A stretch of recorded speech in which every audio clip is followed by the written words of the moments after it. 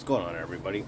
So, got this little Husqvarna 136. I've had it for quite a while. I bought it in a box where I picked up a lot of saws, like a lot of saws, literally and figuratively. So, I was missing some parts, missing the top cover, missing the chain cover.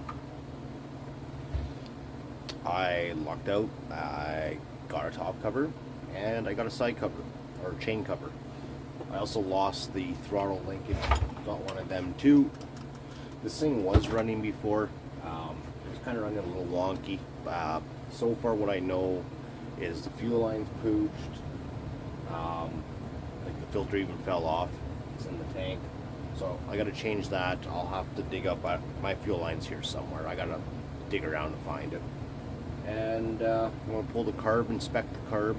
We're going to clean it, all that joyful stuff. Give me a sec here. So we're just, it's got a box, cracked loose a couple fasteners here. Like I say, I don't know if this thing's going to need a carb kit. I just assume it's going to. So got one here. It's the same one that the MS 170s, 180s all use. And probably a bunch of other models, to be honest with you. This is a disaster. I got to go back to finishing up the one cylinder I was working on. I got to actually pull cylinders, do a test on it, see what's up. Yeah, so in these little Husky 136s, once you get your filter off, then there's two nuts here. Pull those off. That comes off your base plate. Now, now you also have your standard, well, not standard size maybe for these it's got to be, but your two nuts that are holding the carb down, and it's walking out the whole stud. That's fine by me. That's perfectly fine. That one's actually really loose. Get these off, then we'll pop the throttle linkage off. I hope I have a small enough fuel line for this. I don't know. I'll have to, I know they're here. Fuel line's here somewhere. I can't remember. It's here though. I know at 100%. That's being on the snug side. Yeah, this saw was missing all sorts of screws and stuff like that. Like on the bar. Your top handle there, it's missing some there too. On the side, yeah, the two on the side, one underneath. These are really weird linkage. So, oh yeah, you could probably pull it right off. Right. That, and that's it. It's out of there. You can slide it in and out of the carburetor when the carb's bolted in place. But we'll do that now. Then in the bottom, there are two screws here, and you probably might be able to slide that carb out without removing them, but you know what, let's see what happens, because the choke lever also has its own little place in here where it rests, just pops up. So you know what, before I undo those two screws, let's just see. It might pop out. I'm kind of going, no, you know what, I'm going to pull it out. I'm going to pull it out for the simple reason being because of the gaskets on the back side. Oh, give me 2 seconds. I gotta find a star screwdriver. And before everybody gets politically correct on me, Phillips. I love this little handle. It's a universal. You can use it as a screwdriver or a T. So I just use it as a screwdriver. You can use it as a T handle. I don't even know who makes this. No idea. I love this great little tool though. Great little tool. So we'll get this off.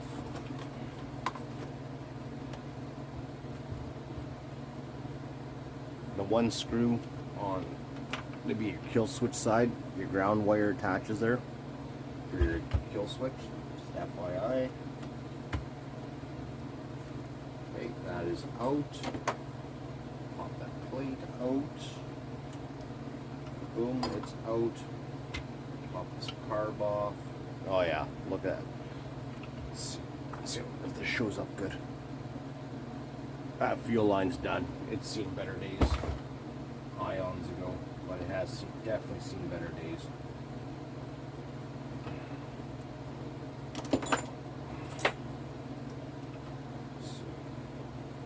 If you take pliers, wiggle it loose, boom, comes off easier. This one is the exception because it's toast. So let's pull. Let's see, it's going to come all the way out. Yeah, there we go. Boom. Filter's still in the tank, not a problem. Oh, it smells like old gas. Pretty sure I put gas in that tank last year, pretty sure. Kind of in between really old gas and just old gas. So let's see. This thing needs a little love on the side of here. I try to put my thumb over, in this case, the impulse channel and the actual intake. I'll do a little wacky whack with the air. Go, done. Whoops, does not smell good.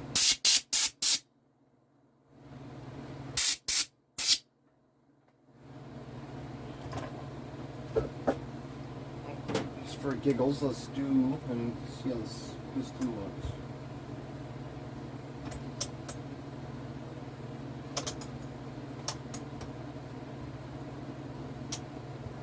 Looks good to me.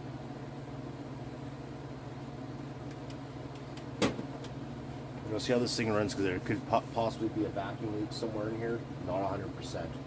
I have not made it that far yet. I had it running last year a little bit, but it was boggy. Like you needed a carb kit or a good carb cleaning. Something along those lines. Like I said, bench is a disaster. Once I get caught up with some stuff, I'll definitely get the cleaning in. But give me a sec, let me get all this apart. So we got it apart here. Everything looks okay. Diaphragm feels okay. So that feels okay. Fuel pump looks okay. Everything looks like it's sitting. Everything looks like it's sitting really darn squared, flat. But partially explains why this thing was not really running the greatest. Let's see, this might light up better. I'm not sure you can see all the sawdust and gunk and stuff in there, so I'm gonna pull her apart and give her a good rinsey-do. We'll get these needles pulled out of here. So we'll get it all torn apart, give her a good washing. I got a brush kit for doing carbs. I haven't tried it yet, so you know what, maybe we'll give her the beans with that one tonight and see what happens. Like I said, this I'm probably just gonna sell this saw. If I gotta tear it apart and do seals, like if this doesn't rectify anything, then we'll do that on another video, and we'll put the grinder to it. I don't know, it just seems like a logical thing to do. If you don't pull the cylinder off, why not grind on it a little bit? But I'm not keeping this saw. I don't need anything like that small. I got the ported 025 that'll run circles around this thing all day long.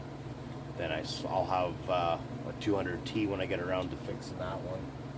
You know, so I'm not really no need for this. And then we got another saw coming up. I think it's the same ordeal. I think it just needs a carb kit or a carb cleaning as well.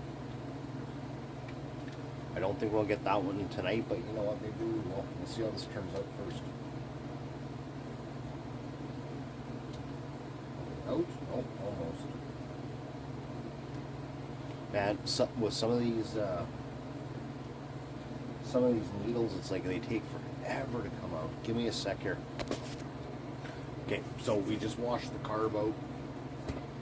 I had to go on a manhunt trying to find my fuel line, but I finally found it. That's the main thing. So, like I said, everything else looks pretty decent wise. So we'll try it first without a carb kit. See what happens.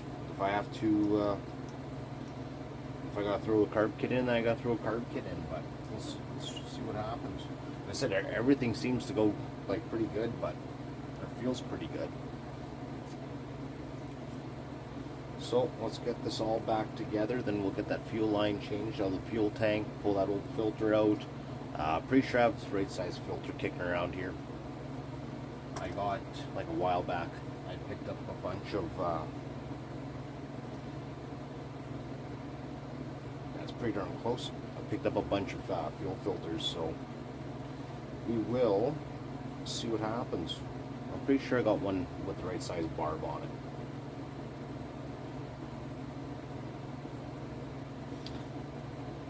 This carb was pretty darn dirty on the inside, so it was dirty, but everything feels good. The cylinder appears to be in good, like overall good shape, so we should be rocking and rolling after this. But I don't know. You never know. Like I said, I've never had this saw running properly. I was assuming one of two things, vacuum leak or carb, dirty carb.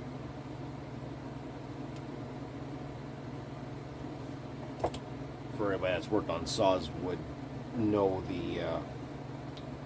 would understand why I'm saying like a real good chance of it being a carb issue, but it happens pretty regularly with these things. And since I don't know the history of it, I don't know anything about it. Since a lot of people just leave their equipment sitting, whether it's over the winter or whatever, and a lot of people don't run their stuffs, for a few months out of the year, and stuff like that happens. They get dirty and fuel dries up, and it's just how it is. Give me a minute, I'll get these jets back in there and we'll start on the tank. Give me a sec. Alright, we're back again. So we're going to dig out the old filter. I picked up a set of hemostats off Amazon. I think they were like 20 bucks or something. They're stainless. I mean, they're not crazy. Like, you see how wide it is there. Yeah, the medical grade ones are definitely thinner. But I mean, for stuff like this, for 20 bucks, if it can make your life a lot easier, then so be it. Like that right there. It's better than turning it upside down, shaking, rattling, getting any extra fuel or leftover fuel coming out. That's not good. No, I don't think I put gas in this. I think when I got it running, I must have, I might put a splash in there, but it's not pretty in color, I'll tell you that much right now. So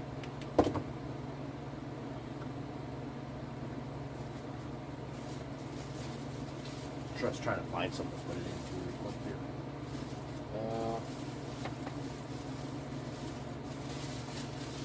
There's a little bag. We'll use that one. And it looks like I do have the right one. So now the fuel line, it takes this really small one. I don't know what the size of that would be. Really small one.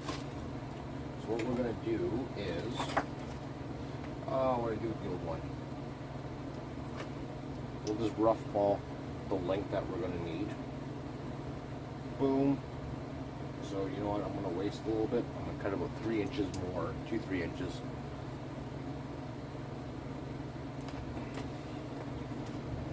Now, this is something I have learned from watching Bellhopper's page in the past, and he's brought it up before since then. Before you put your fuel line in, you cut it on a bit of an angle like this.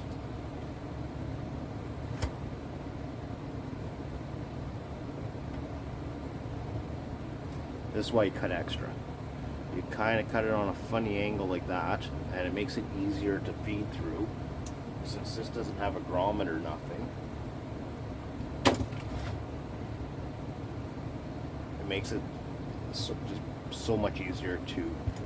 We're in the tank already. This one went exceptionally super easy, but it doesn't always work like that. But hey, this time it did. Now let's get the old flashlight. And this is where we use the hemostats again. As I find it.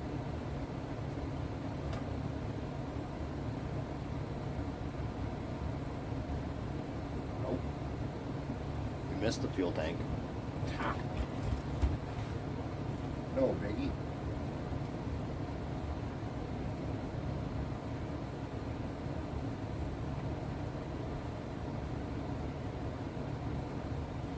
Now the not so fun part is trying to get through that hole. I knew it was going too easy.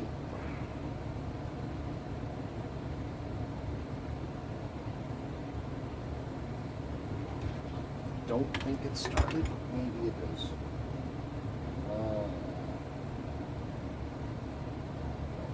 Just give me a sec here. I have a feeling this is going to be fighting me. Just give me a minute. Alright, so like normal, it fought me. I tried to put a wire in there as a guide and none of that stuff worked. I ended up cutting longer length off on a taper. Well, let's get that cut off. Close up that knife before I accidentally stab myself. Let's see. I know you guys can't see it, but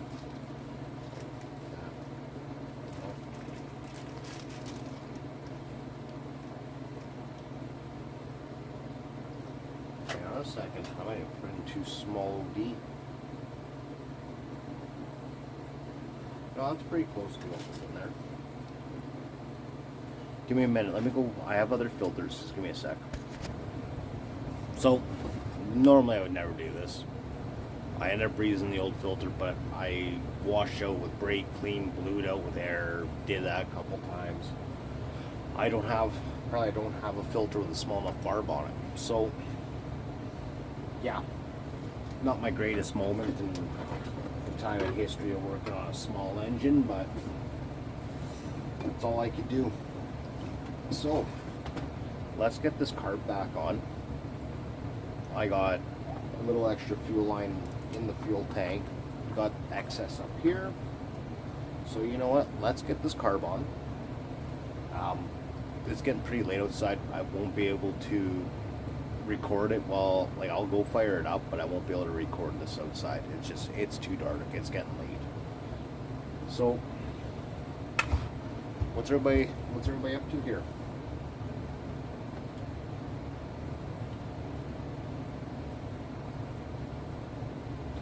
After this one, I have an Echo to go, little Echo CS306 or 305 rear handle to go through yet. Man, that fuel line's snug.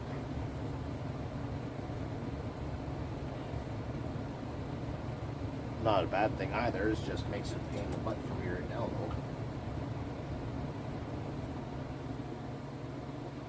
Yeah, this fuel line is Tygon off of Amazon. So I bought 4 different sizes for a bunch of different projects.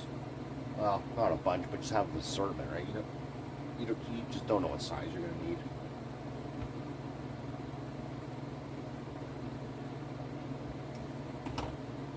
Okay, I will check back. I'll get this together, get it fueled up, go outside, go try it, see if there's any improvements, and I will check back with you guys because we're already 19 minutes into this.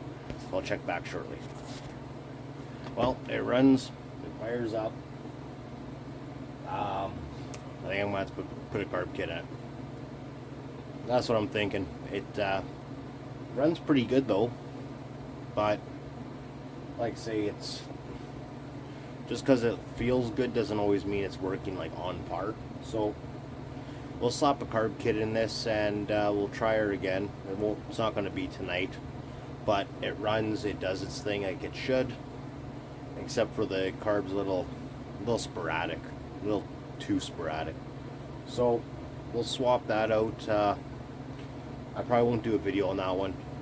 you guys have already seen this coming apart and going back together in stages, so I probably won't cover that. Yeah, but it runs. It's amazing what you can find deals on sometimes. Sometimes it's good, sometimes it's bad. You win some, you lose some. So I gotta get a bar and chain for it yet and whatnot. I don't have a bar nor a chain for this saw. I don't think I even have one kicking around. I would have if I never would have sold off all my excess bars that I had that I didn't think I had a use for. It happens, no biggie. So we'll talk to you guys later.